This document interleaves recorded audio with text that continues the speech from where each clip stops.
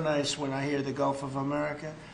Drugs entering our country by sea are down 97%. So when you see the boats being hit, those boats kill on average 25,000 people a boat. So that's 25,000, I would assume mostly American lives, but lives are being saved. Now we're taking a bold action to help Americans struggling with all forms of addiction so they can get the help and the support that they need to free themselves from the horrible burden of dependency. The Great American Recovery Initiative will bring together federal, state, local, and private sector resources to support addiction, recovery, treatment, and prevention. And it will help mobilize the full resources and authority of the federal government to help stop this tremendous plague. And I'd now like to invite Secretary Kennedy to start, and then Catherine Burgum, and then I'll sign the order, which I've just signed, and wanted to make sure the signature was good. Took my time, and let me just see. Pretty good, pretty good. Let's give it a 10, okay, for Catherine. But I'd like Bobby to say a few words, and Catherine, thank you very much, everybody. Please. Mr. President, thank you for your leadership, for signing an executive order that tells the truth about one of the greatest challenges that our country faces. Addiction is not a moral failure, it is a disease. It's chronic, it's treatable, and for too long our nation has responded with fragmentation, with stigmatization, and silence instead of science, compassion, and coordination. Today, President Trump changes that. With the Great American Recovery Initiative, we finally bring the full strength of the federal government together across healthcare, law enforcement, housing, labor, faith communities, and the private sector to save lives, restore families, and rebuild communities that addiction has hollowed out. Nearly 50 million Americans suffer from substance use disorder. Many never receive treatment. Even more don't believe that help is possible. That is not because recovery doesn't work. It's because our systems have failed to reach the people where they are early enough, long enough, and with dignity. This initiative fixes that. We will align federal programs instead of letting them operate in silos. We will set clear, measurable goals and report honestly to the American people. We will use evidence-based care, modern science, and continuous support, just as we do for heart disease, diabetes, and other chronic illnesses. We will focus on prevention before addiction takes hold. We will intervene early. We will expand access to treatment that leads to real, long-term recovery. And we will support re-entry because recovery does not end when treatment ends. It succeeds when people return to their families, their jobs, and their communities with purpose and with hope. As co-chair of this initiative alongside of Catherine Burgum, whose leadership and commitment strengthens this work, I pledge urgency, accountability, and honesty. Catherine and I share the experience of having been addicted and long-term recovery. Almost everybody in this room and almost everybody in our country has been touched by addiction. Steve Witkoff, who's here, had an extraordinary son, Andrew, who was a superstar boy, a straight A student, an athlete, and a wonderful leader, and lost that son to addiction. President Trump has talked about his own family's struggle with addiction. All of us are touched. If it touches these people, it can hurt every American. And President Trump has often talked about, with compassion, about the families who lose children to this disease. 100,000 children a year until recently. Now it's about 76,000. Those families are devastated forever. And the cost to our country, not only in dollars, but and just the malaise and the despair that it imposes is incalculable. We are going to listen to states, localities, frontline providers, and tribal nations. We will partner with communities and faith-based organizations. We will work with employers, clinicians, and recovery leaders who know what works on the ground. President Trump has already acted decisively, securing the border against deadly drugs, signing the Halt Fentanyl Act, strengthening treatment programs, expanding access to naloxone, medication-assisted treatments, and investing billions in prevention and recovery. This executive order builds on that record and accelerates it. Recovery is not a side issue, it's an economic issue, a workforce issue, a family issue, a national security issue. When Americans recover, communities grow stronger. When families heal, children thrive. And when we confront addiction with courage instead of complacency, we reclaim the promise of our country. This initiative is about life, it's about responsibility, and it's about building a great American recovery together. With this executive order and with major announcements that I will announce next week, we are taking decisive action to make America healthy again. Thank you. Thank you, Bobby, and great job. And you're doing a fantastic job. He's doing a fantastic job. And I saw his wife yesterday, and she confirmed that he's doing a fantastic job. So she's on your side. You know that. She's great. And Oz, thank you for being here. We appreciate it. Catherine, please, go ahead. Thank you, Mr. President. Thank you so much. Your leadership today, relative to this announcement about the Great American Recovery, is a gift to all Americans who are suffering from the brain disease of addiction.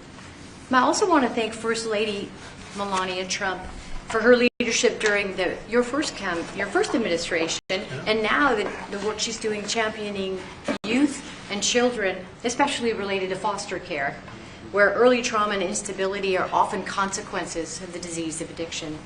Addictions touch this administration in real and profound ways.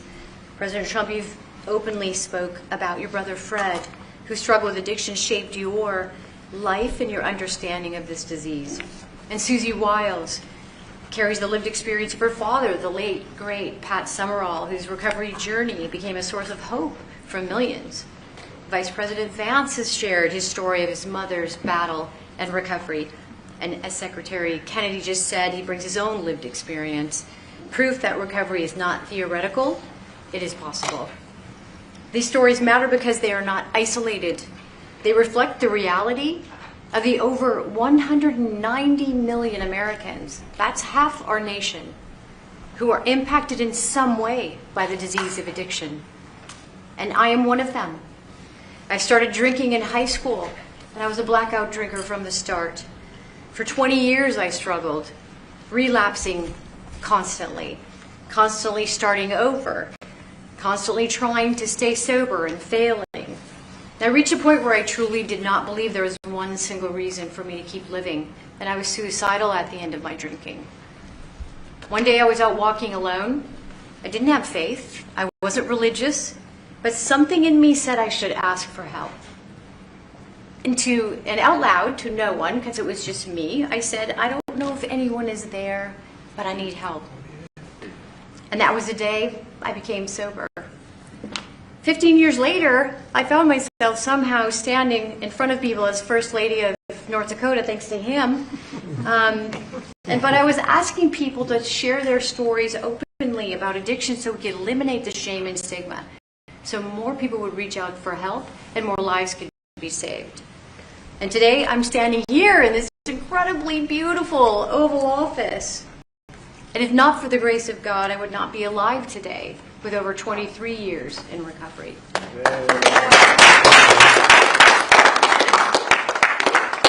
That's why I'm here. My message is simple: never give up hope for recovery. Mr. President, I also want to thank you for allowing me to stand here with you today. I was in this building in 2017 when the administration announced the national response to the opioid crisis. And nearly a decade later, the crisis remains, and in many ways it has grown worse. Not because we lacked compassion, not because we lack effort, but because we never fully aligned our system with the truth.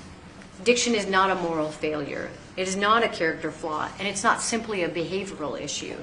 Addiction is a lifelong, chronic, relapsing medical disease as real as diabetes, cancer, and heart disease. And when we fail to treat it as such, we don't treat the disease, and we pay mightily for the consequences. Emergency rooms, jails, foster care, overdose deaths, and broken families. The Great American Recovery changes that. This initiative represents a fundamental shift from reaction to prevention, from fragmentation to coordination, from stigma to science, from short-term fixes to long-term recovery. And for the first time, we're aligning federal leadership across health, justice, labor, housing, veterans, social services, the faith office, and education around one single shared truth. When addiction is treated early and correctly, people recover and families heal. Addiction is a generational disease, and if we don't treat it properly, it repeats from parent to child, from community to community. And when we treat it like a lifelong condition, the condition that it is, we stop that cycle. We save lives, we restore families, we rebuild communities, we return people to dignity, purpose, and productivity. Mr. President, thank you for seeing this moment clearly. With your leadership and the Great American Recovery Initiative, we're establishing a new framework and a new national response to the disease of addiction, including treatment and care that parallels other chronic diseases. With this framework and treatment, recovery is not the exception, it is the expectation. Thank you. Thank you, Julie.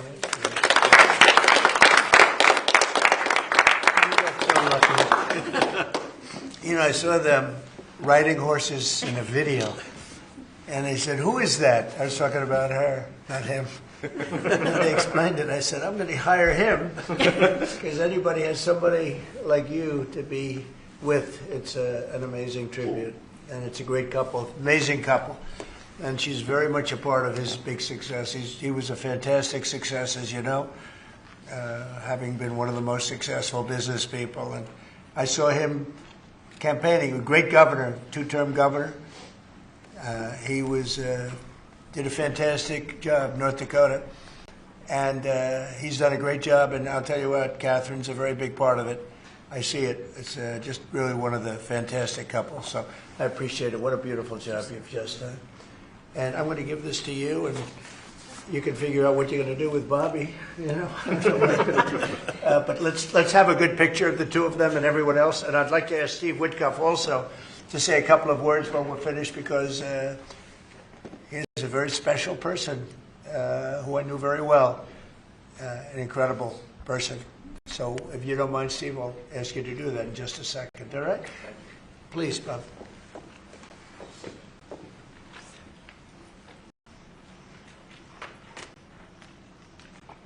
Okay. Thank you very much, Catherine. Thank you very much. Thank you. Great job. Thank you so much. Steve, please. The president is doing the same thing to me now that he did to me in 2017. Do you remember, Catherine? Yeah, we were sitting next to each other. Yeah. Yes. So I want to tell the story about this. So I came to the opioid conference, and the president did not know I was coming because I was invited by the First Lady. And he leaned over, saw me in the aisle, and he looked at me and he said, "Steve," and then he realized why I was there, because I had lost my son Andrew, and the president was an incredible friend when I lost him. I lived in his building at 502 Park Avenue, and I remember when him and the First Lady came, and I talked about this all the time. And so he took my hand, and he said to me, "Come on up to the stage and tell the world about your boy Andrew." And of course, that was something that was really meaningful to me, but and I got through it. And I talk about it all the time. I talked about it on the campaign trail and so forth. He is a very special man. And he's begun and led the fight against opioid addiction and alcoholism. And Catherine, I feel like we sort of bonded from that day. Mm-hmm. And it's just my blessing to work for you, sir. He's a special guy.